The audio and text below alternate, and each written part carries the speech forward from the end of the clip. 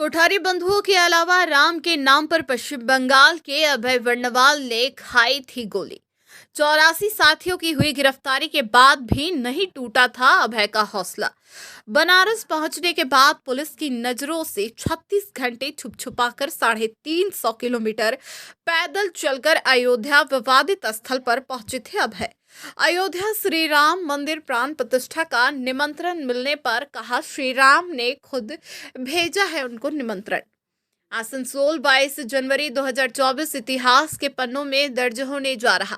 वह इसलिए कि 22 जनवरी को ही अयोध्या श्री राम मंदिर की प्राण प्रतिष्ठा होने वाली है, जिसके बाद श्री राम जन्मभूमि पर बना श्री राम का मंदिर का दरवाजा हर किसी के लिए खोल दिया जाएगा। इस मंदिर में आने वाले हर भक्त श्री राम का दर्शन कर पाएंगे। ऐसे में मंदिर की प्राण प्रतिष्ठा पर राम मंदिर के आंदोलन से जुड़े उन पर हर आंदोलनकारियों को निमंत्रण पत्र भेजा गया है, जिसमें पश्चिम बंगाल, कोलकाता, बड़ा बाजार के रहने वाले राम मंदिर आंदोलन में गोली खाने वाले 2 सगे भाई 20 वर्षीय स्वर्गीय शरद कोठारी और 22 वर्षीय स्वर्गीय राजकुमार कोठारी के परिवार सहित आसनसोल के रहने वाले अभय वर्णवाल को भी निमंत्रण भेजा गया है।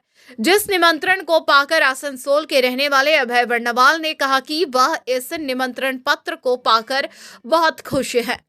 इतने खुश है कि वह उस खुशी की कोई कल्पना तक नहीं कर सकते। इस खुशी के पल में उनके पास कुछ कहने के लिए शब्द नहीं है। यह कहकर वह फूले नहीं समा रहे कि उनको खुद श्री राम ने निमंत्रण भेजा है। वह अपने सगे संबंधियों के साथ साथ पूरे आसनसोल के लोगों को यह कहते फिर रहे कि उनको भगवान श्री राम ने निमंत्रण भेजा है। उनकी मंदिर की प्राण प्रतिष्ठा है। त्रेता युग में वह 14 वर्षों के लिए बनारस गए थे। आज भगवान श्री राम 500 वर्ष वनवास के बाद वह वापस अयोध्या आ रहे हैं। अभय किसी की कुछ नहीं सुन रहे हैं और वह अयोध्या जाने की तैयारी में जुट गए। अभय की पत्नी अगर माने तो वह सुबह घर से निकलते हैं और रात को वापस घर आते हैं और हर किसी को राम आंदोलन की कथा सुनाते हैं। उन्होंने कहा कि वह गर्वान्वित महसूस करती है खुद को। उनके पति ने राम आंदोलन में पुलिस की गोली खाई थी। अभय की अगर माने तो 21 अक्टूबर को सभी कार सेवकों को अयोध्या पहुंचने को कहा गया था। आसनसोल से 85 कार सेवक अयोध्या के लिए निकले थे। जैसे ही वह बनारस पहुंचे, पूरा बनारस पुलिस छावनी में तब्दील था। स्टेशन से बाहर निकलते ही लोगों को गिरफ्तार कर लिया जा रहा था। उनके 84 साथी गिरफ्तार हो गए। वह पुलिस से बचाकर खेतों और जंगलों से होते हुए करीब 350 किलोमीटर की दूरी तय कर वह 36 घंटा बाद अयोध्या के विवादित स्थल पर पहुंचे थे, जहां 30 अक्टूबर 1990 को कार सेवकों की हजारों संख्या में वह विवादित स्थल की तरफ बढ़ने लगे और विवादित गुंबद पर चढ़कर अन्य कार सेवकों के साथ उन्होंने भी भगवा लहरा दिया था। जिसके बाद गोलियां चलने लगी, जिसमें कई लोगों को गोली लगी, उनको भी पैर में गोली लगी और वह जमीन पर गिर गए। जिसके बाद अन्य कार सेवकों ने उन्हें फैजाबाद अस्पताल पहुंचाया, जहां उनका इलाज शुरू हुआ। उन्होंने चिकित्सक से कहा कि वह श्री राम के लिए आए थे। अगर वह ठीक हो गए तब तो कोई बात नहीं, अगर ठीक नहीं हुए तो वह श्री राम के पास चले जाएंगे। अभय को चिकित्सक ने जवाब दिया और कहा, आपको श्री राम ही बचा पाएंगे। और फिर इलाज शुरू हुआ। उन्हें बेहोश कर दिया गया। तब होश आया जब उनके सामने उनके पिता खड़े थे। उन्होंने मुझे शाबाशी दी, जिससे मेरा सीना और भी चौड़ा हो गया। अभय ने कहा वह खुद को गौरवान्वित महसूस करते हैं कि वह भी राम आंदोलन का एक हिस्सा रहे। श्री राम के नाम पर अन्य कार सेवकों के साथ उन्होंने भी गोलियां खाई। उन्होंने कहा, अयोध्या श्री राम मंदिर में प्राण प्रतिष्ठा के दौरान उनके उपस्थित एक ऐतिहासिक क्षण होगा, जिस क्षण को वह अपने जीवन में कभी नहीं भूल पाएंगे।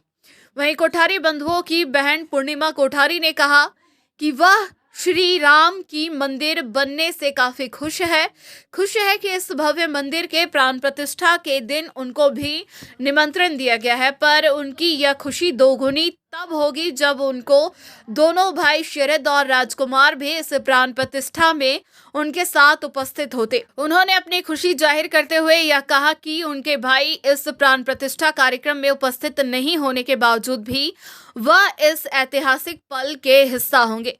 श्री राम मंदिर आंदोलन की कहानी बनकर जिनकी श्री राम के नाम पर दी गई बलिदानी की कथाएं अयोध्या में सुनाई जाएगी।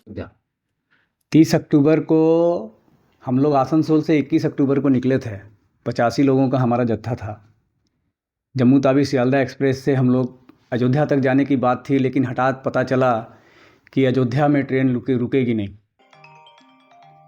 अयोध्या में श्री राम अस्पताल में मुझे वहाँ पे मेरी स्थिति बहुत ख़राब थी। मेरे सारे खून निकल चुके थे और वहाँ पे मेरा जा कर के फिर वहाँ से मुझे तुरंत ट्रांसफ़र कर दिया गया फैजाबाद सदर अस्पताल में। वहाँ पर मैं उस समय भी मेरा होश था। मैंने डॉक्टर से पूछा था कि डॉक्टर साहब क्या मेरा पैर ठीक हो जाएगा? यदि ठीक हो जाएगा तो ट्रीटमेंट करिए, नहीं तो मैं राम काज के लिए आया हूँ, राम जी के पास चला जाऊँगा, मुझे कोई अफसोस नहीं है। डॉक्टर ने कहा था ठीक हो जाएगा। उसके बाद मेरा सेंस चला गया था। 72 घंटे बाद मुझे होश आई। जब होश आई तो मैं अपने पिताजी को सामने देखता हूँ और उन्होंने मुझे शाबाश कहा था।